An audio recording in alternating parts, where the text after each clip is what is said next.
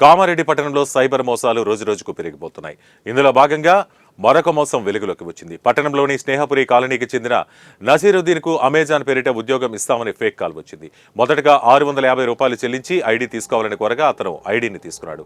తర్వాత 1650 చొప్పున మళ్లీ డబ్బులు ఫోన్ పే ద్వారా అమెజాన్ కంపెనీకి చెందిన రాకేష్ కుమార్, కమలేష్ ఇద్దరు మాయమాటలు చెప్పి మోసం చేశారు. అసలు విషయం ఏంటంటే ఐడి తీసుకుంటే 30,000, 15,000 జీతం నెలవారీగా జీతం ఉంటుందని, అదేవిధంగా ప్రోడక్ట్స్ ప్యాకింగ్ చేయాలని వారు చెప్పినట్లు బాధితుడు వాపోయాడు.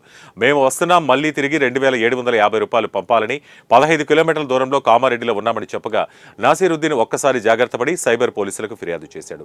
ఈ విషయమై సైబర్ పోలీసులు కామారెడ్డి పట్టణ పోలీసులకు ఫిర్యాదు చేయగా కేసును ఫార్వర్డ్ చేశారు.